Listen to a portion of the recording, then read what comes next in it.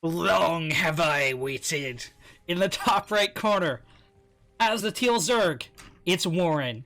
And in the bottom left, as the blue Zerg, it's Bly. Warren making it all the way to the round of 16. Congratulations. But Bly has been absolutely on fire recently. So we will see who emerges victorious and moves on to the round of 8 to join Petit Drogo and Parting.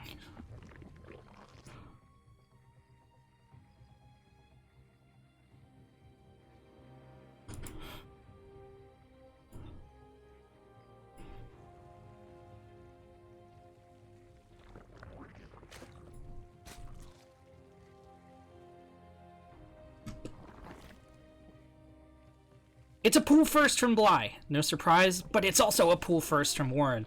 Now, Bly is going for a gasless opener. This means he will be taking a second base, while Warren will have much faster link speed, assuming he survives Bly's onslaught. Bly doesn't want these links scouted by the Overlord. Let's see what happens. The links clip across the Overlord's vision. Warren will have time to respond and prepare. He needs to act quickly, though. His pool is finished. He's going for 6 defensive links. He needs to pool half the mineral line to defend his natural. He's already a little bit late on pulling the mineral line. Bly is going to crash in here.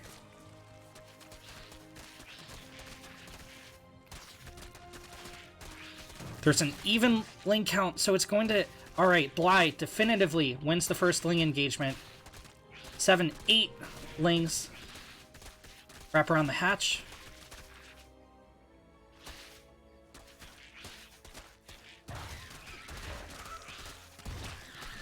Bly dumpsters the lings of Warren and continues to dish out damage.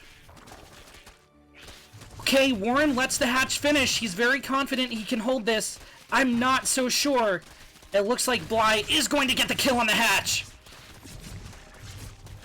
Bly continues on into the main. He can't engage with the broodlings chasing him. He's just going to get a full scout. He sees the baneling nest go down for Warren. Still no gas on the field here for Bly. Now, this is Warren's chance to make a comeback. In a matter of seconds, Metabolic Boost will be hitting the field, making Warren's lings infinitely stronger. They will be able to get into position quite quickly and start morphing banelings to attack Bly. Bly knows this. He's throwing down defensive spines, which will absolutely dumpster the banelings. He already has 2 queens on the ramp. Now, the tricky part is he's not going to be injecting while these queens are on the ramp. He does have extra queens coming out to try and take care of that problem. They are going to be vulnerable to the lings for a little while. Warren morphs in 3 banelings, pokes in with his lings, but it looks like Bly has defended at least this first wave of aggression. Warren, instead of continuing the attack, takes a middle ground, sends out a couple more lings, but starts to drone back up and takes the second hatch. GG is called, and Bly takes game number 1.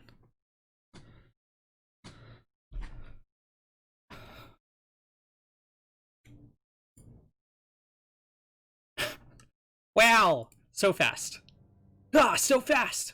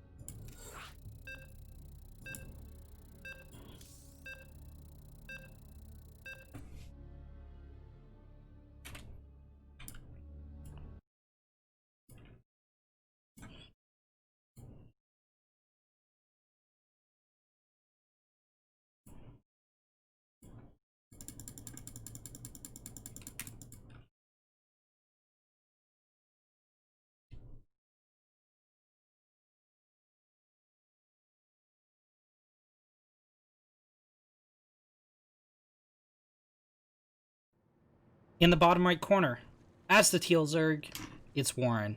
And in the top left, as the blue Zerg, it's Bly. Bly has the first point on the board in this best of 3. One of these two players will be moving on to the round of 8. Can Warren take 2 wins in a row, or is Bly going to close out the series here?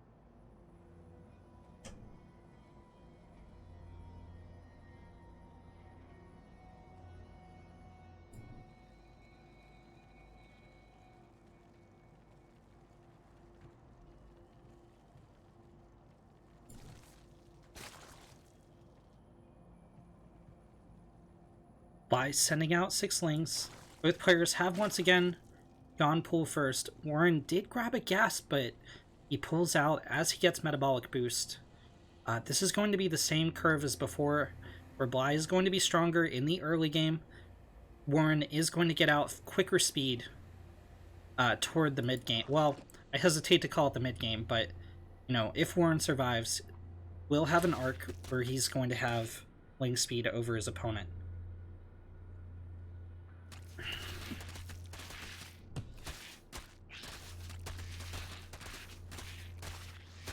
And the natural is going to get shut down again. My god. Bly's lane control is out of this world. Just because of his micro, it's like he has double the amount of lanes on the field at all times. Warren did get the cancel off on his natural hatch, but those extra minerals aren't going to be doing anything because he doesn't have the larva to support this. The queen is not out on the field yet. And he's going to have, like, metabolic boosted lings, but there's only going to be 4 of them.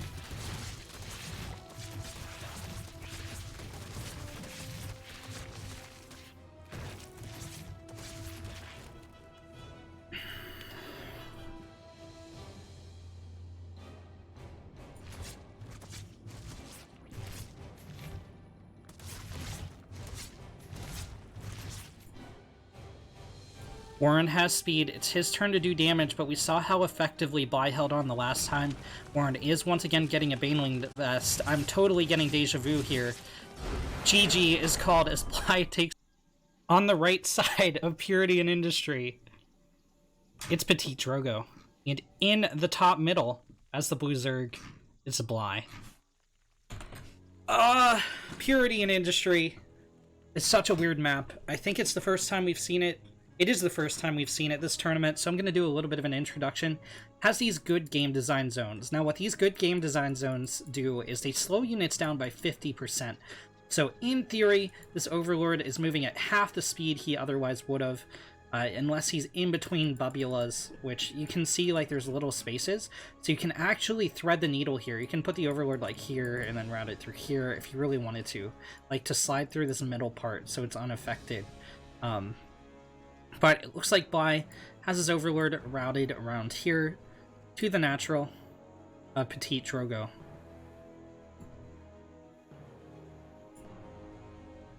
And there's a very weird base. This is a very weird second base. I think what Bly is trying to do here is he has a reputation, okay? So Bly has a reputation as a very cheesy player. So when Petit Drogo scouts in and just sees a gas, he didn't scout around the back, so he doesn't know if there's a pool here. He's just making an assumption. Wow, he has the probe rallied around directly to here. He's gonna scout this. Drogo clearly knows something meta that we don't. This is not, like, standard. This is not what you do as a Zerg. This isn't even a proxy hatch. Okay, Drogo is sending out his own probe to scout around, making sure that Bly didn't proxy hatch him. Oh my god, this is totally scouted. All Drogo has to do is make like 4 adepts and win. It's game over. The reason being, there's no creep spread. You don't get this creep spread connected for minutes. Minutes upon minutes during the game. And that means slowlings and queens have like no chance at all of responding. Oh, okay, so Bly took this for the high yield gas. Interesting. I wonder how he pivots off of this. He's got to be throwing down a Roachborn, right? A single Zealot even, not even an Adept. But there are going to be 6 lings here, so the Zealot will get repelled.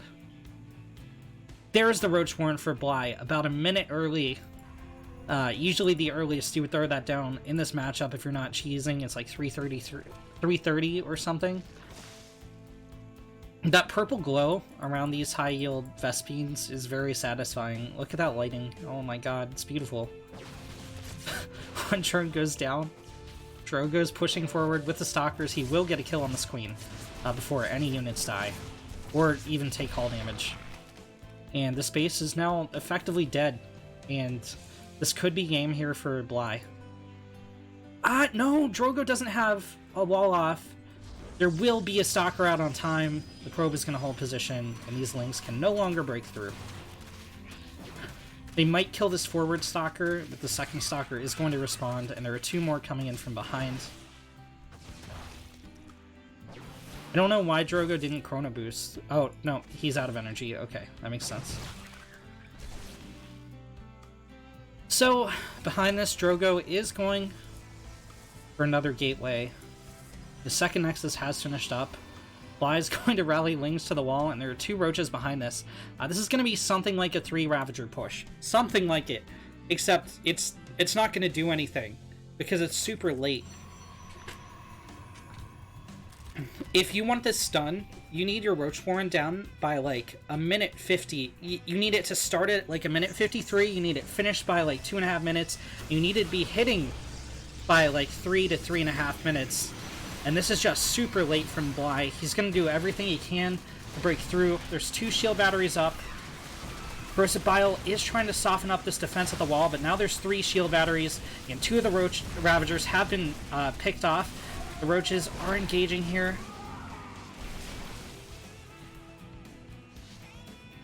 Bly is totally deflected. Bly is behind an economy, and he is pretty all in here.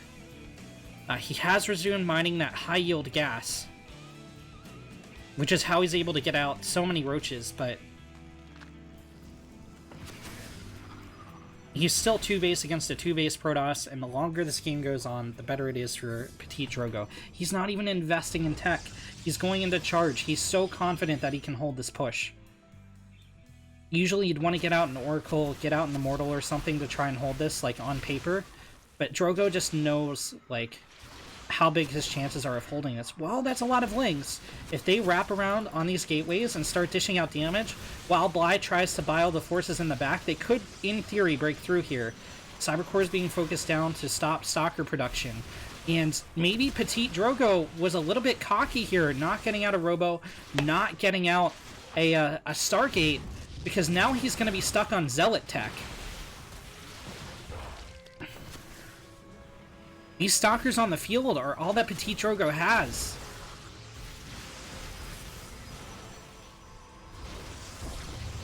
He's lost a gateway as well, but Bly, I don't think, knows that there's no Stargate or anything. Charge has finished up, but these Stalkers are a little bit vulnerable in the front, were Bly to wrap around with his lings.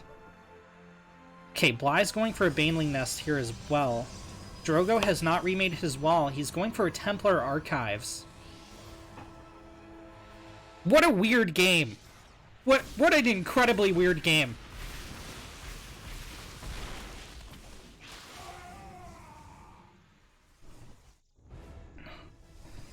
Bye. Sharks around to the right with some lings.